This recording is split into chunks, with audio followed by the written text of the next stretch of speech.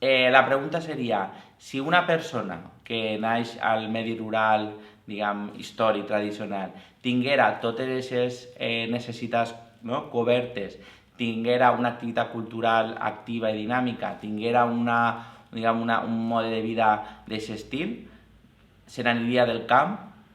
Segurament no.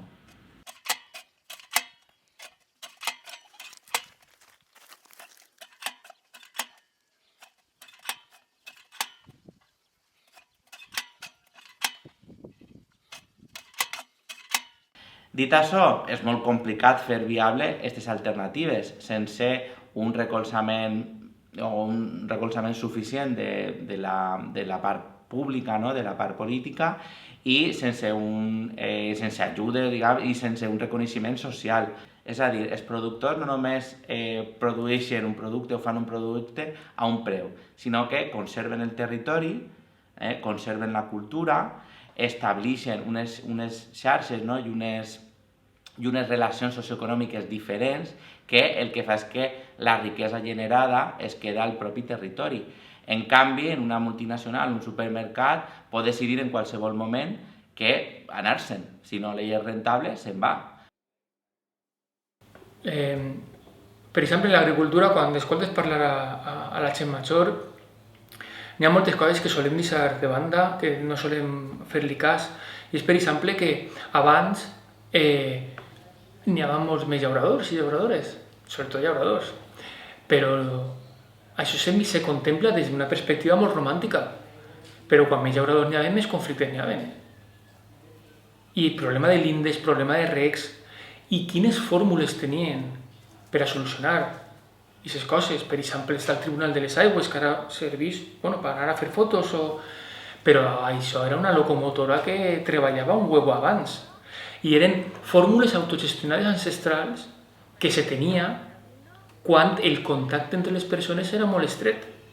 Si el que volem és tornar a allò, n'hi haurà que tornar a buscar fórmules de pau, fórmules de mediació, n'hi haurà que desestructurar les lògiques socials que hem après amb el capitalisme, que ens han ensenyat, fórmules professionals o del mercat laboral en el que ara jo vinc ací, treballo 2 mesos i me'n vaig i que ningú m'agobie. Bueno, està perfecte, però això serveix per a construir un model agrícola sostenible i ancestral.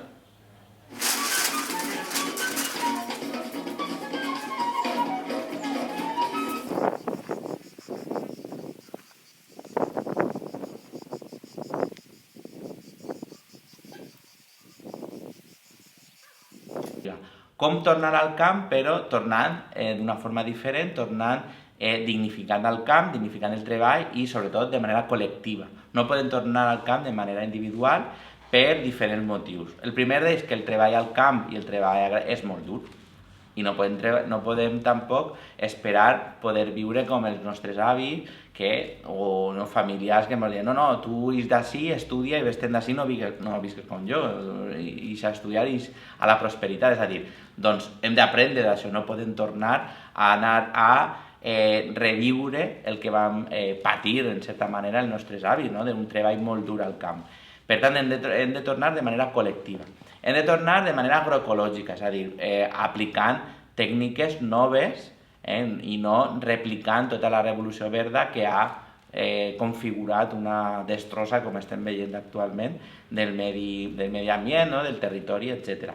I sobretot hem de tornar en alegria, hem de tornar al camp en alegria i des d'una consciència i una ètica també agroecològica i de la sobirania alimentària, és a dir, en xarxa internacional. Per això fa falta també que siguin altres elements, formació tècnica, és a dir, de persones que puguen anar al camp però que sàpiguen del camp.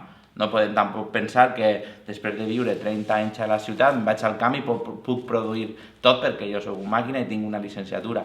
No.